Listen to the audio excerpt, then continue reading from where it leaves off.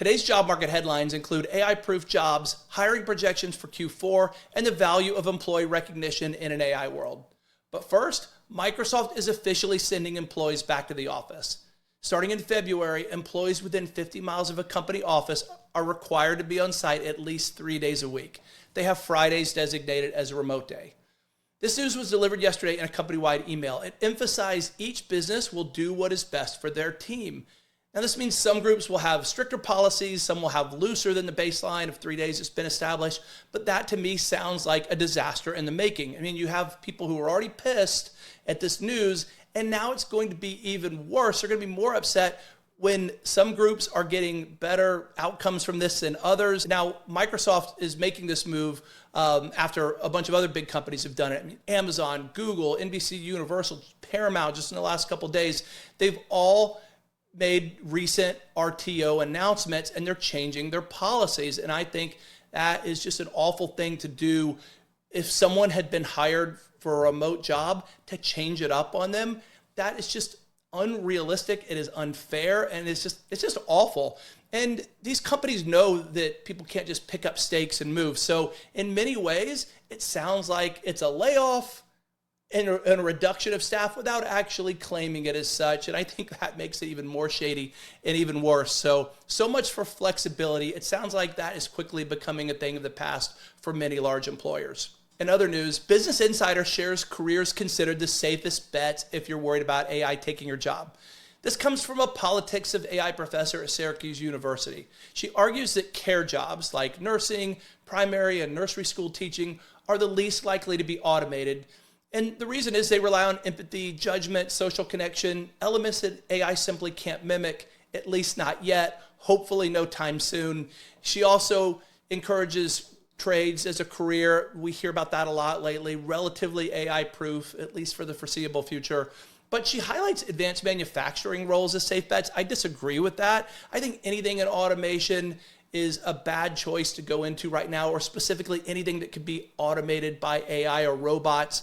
Not just today, but a year from now, 5 years from now, things are changing so rapidly.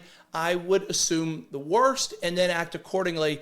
Now, she also said that as AI takes over professions, adaptability will matter just as much as initial job choice. And I agree with that too.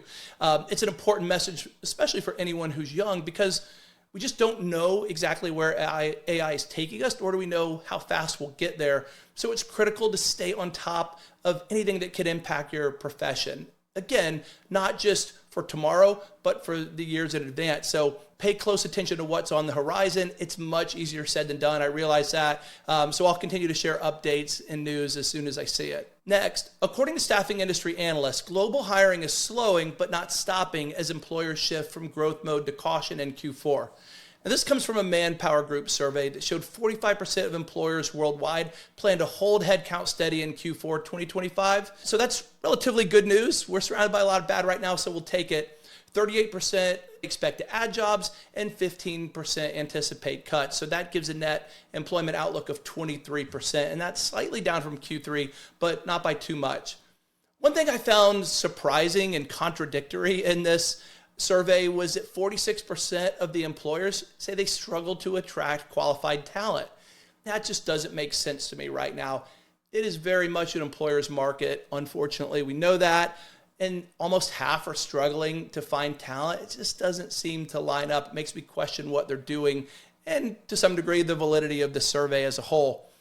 And our final headline today, in a new national survey of 1,000 U.S. workers from Rewardian, 83% said recognition matters more than ever as AI becomes entrenched in how we work. Now, that's to be expected. I mean, recognition is always something that employees value. But what I found really surprising is that 60% also said AI-delivered recognition is just as meaningful as if it came from a manager.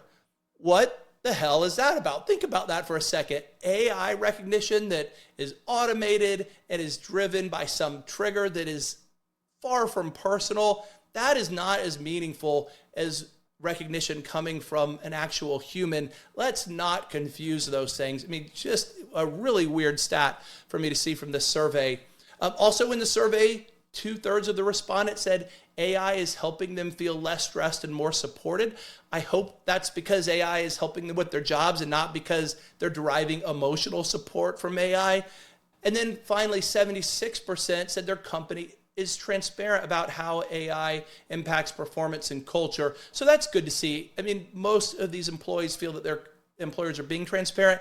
That's just always a positive and something I think is very, very important, especially in these times of constant change and a lot of bad news coming. Always communicate with your teams and keep them in the loop wherever possible. I'll take that as good news. And then our fun fact for the day before we go, the term whipping boy. It was actually a job that existed. In medieval times, a prince would have a whipping boy who was punished in his place for his misdeeds. How inhumane is that? Hey, if nothing else, we've evolved past those days, to say the least. So that is also some good news for the day. So thank you for listening. Please like, subscribe, share with anyone who you think might be interested. And if you have comments, I'd love to hear those too. Talk to you soon.